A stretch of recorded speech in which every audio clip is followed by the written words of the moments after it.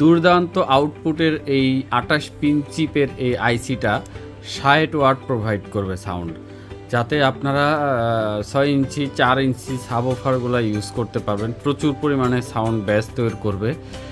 3110 চিপের এই সার্কিট থেকে আপনারা 60 ওয়াট আউটপুট পাবেন, যেটা আপনাদের সবার প্রয়োজনের একটা বিষয়।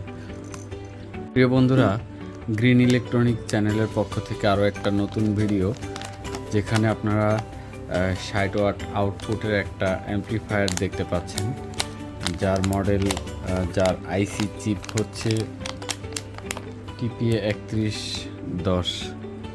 আমি প্রোডাক্টটা আনপ্যাক করতেছি, আপনারা কন্টিনিউ এখানে দেখতে থাকেন।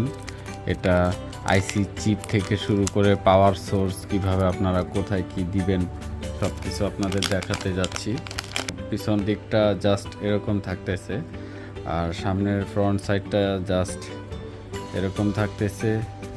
এখানে খুব ইজি লাইন দেওয়ার সোর্সগুলো এখানে দেখানো আছে, আপনারা দেখতে পাচ্ছেন। তো এখানে মডিউলের সাইজ হচ্ছে এটা, যেটা আপনারা আমার হাতে দেখতে পাচ্ছেন। সার্কিটের বিল্ড কোয়ালিটি খুবই সুন্দর, আমার কাছে যথেষ্ট ভালো লাগছে। এটার দুইটা ইন্ডাক্টর দেওয়া আছে, যে ইন্ডাক্টরের সাহায্যে আপনার আউটপুটে হেভি মানের সাউন্ড প্রোভাইড করতে পারে। এখানে ইনপুটের অডিওর জন্য ইনপুটের লাইন দেওয়া আছে। এখানে আপনারা সুইচিংয়ের মাধ্যমে এটাকে মিউট করতে পারবেন। এটা ওপেন থাকলে পরে আনমিউট থাকবে অলওয়েজ। আর এখানে আপনারা 26 ভোল্ট পর্যন্ত পাওয়ার ডিসি পাওয়ার ইনপুট করতে হবে।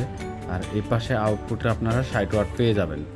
কজ ইজ এখানে আপনারা দেখতে পাচ্ছেন টিপিএ 3110। এটা 28 পিন চিপের একটা আইসি, যেটা 60 ওয়াট আউটপুট প্রোভাইড করবে।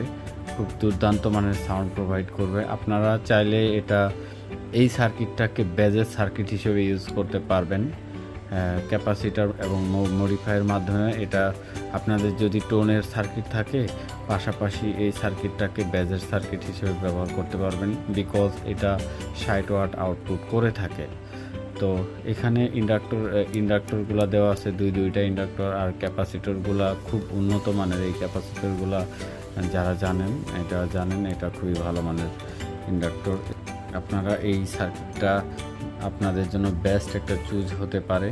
আমাদের স্টকে এই সার্কিটগুলো প্রচুর পরিমাণে আছে, আপনাদের লাগলে আপনারা অর্ডার করে দিতে পারবেন। আপনাদের দিন শুভ হোক, ভালো থাকবেন। সবাইকে সালাম জানিয়ে বিদায় নিচ্ছি। আসসালামু আলাইকুম।